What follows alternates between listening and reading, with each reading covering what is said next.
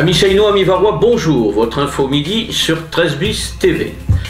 Nos titres, pour les U19 du FCS, dimanche sera une date historique. Les anciens ateliers mécaniques, quel devenir? Club d'art musical seinois, un spectacle total. José Femina et Jacqueline Bonifay, diplômés du Souvenir français. Et enfin, la météo du jour.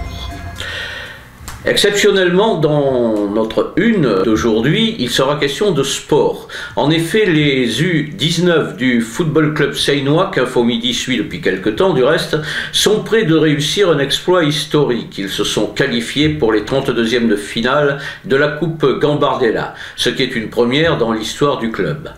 Maki Bouteka, adjoint au maire, délégué à la jeunesse, bien qu'ayant passé la main le 23 janvier en tant que président du club à Michel-Ange Flory, eu égard à ses engagements politiques, n'en reste pas moins une figure emblématique du football local.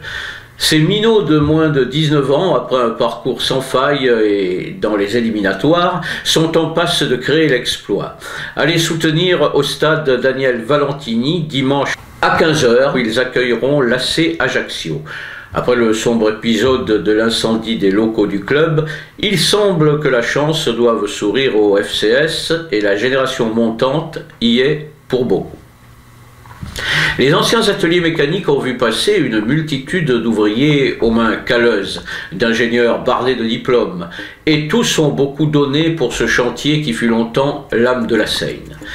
Et si cet atelier ne résonne désormais plus des cliquetis des outils, le silence est encore chargé de ses émotions, de ses joies, de ses peines, de ce labeur et de ses blagues aussi, des hommes qui ont œuvré pour le chantier toute leur vie professionnelle.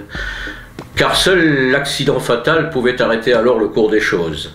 On rentrait au chantier à 14-15 ans comme apprenti, on en sortait au mieux à 65 ans pour prendre une retraite bien méritée, écourtée parfois, hélas, par cette saloperie qu'est l'amiante. Aujourd'hui, les projets en devenir pour ce site sont plus joyeux, plus culturels, plus artistiques. Il est en effet prévu dans un prochain avenir que là où l'on taraudait, on y pourra déjeuner dans un restaurant. Là où l'on emboutissait, il y aura un hôtel, une surface commerciale, un parking. Autre temps, autre mœurs. Mais le fin du fin reste le multiplex cinéma qui, avec ses 9 salles, permettra aux Seinois et aux autres de venir voir un bon film avant de risquer quelques euros au casino en face. Il ne reste plus que le feu vert indispensable de la commission départementale d'aménagement commercial pour finaliser le projet.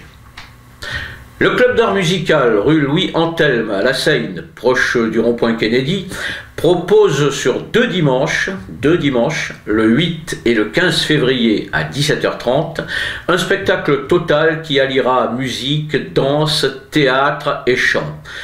Y seront mêlés enfants, ados et adultes, élèves et professeurs. Nathalie, comédienne, mettra cette revue artistique en scène. Alors le pitch, c'est la vie quotidienne d'un jeune homme passionné par les fêtes foraines et qui rêve de posséder un manège pour apporter la joie et les étoiles dans les yeux de tous. Mais après avoir concrétisé son rêve, les ennuis commencent. Il est prudent de réserver car le club d'art musical n'a pas la capacité en place d'un zénith. Au 04 94 94 34 67. L'Assemblée générale du comité local du Souvenir français a eu lieu dimanche dernier dans un restaurant du Brusque, en présence de Jean-Luc Bijard, 6e adjoint, représentant le maire, et du capitaine de corvette l'hôtelier, représentant la marine nationale. Après la minute de silence in memoriam, le président de la section, Christian Durand, a remis le diplôme de la reconnaissance du souvenir français à Jacqueline Bonifay et Josette Femina. Nous félicitons les deux récipiendaires, figures locales bien connues. La météo du jour, le temps est toujours maussade, des petites pluies passagères arrosent le littoral, mais se raréfient. L'air est plus sec. La phrase du jour, le bâillement, c'est l'acte instinctif d'une personne qui ouvre la bouche pour qu'elle voudrait que notre La Ferme. Et avant de clore ce journal, je tiens à informer nos chers internautes que c'était ma dernière apparition dans Info Midi en raison de la restructuration des infos.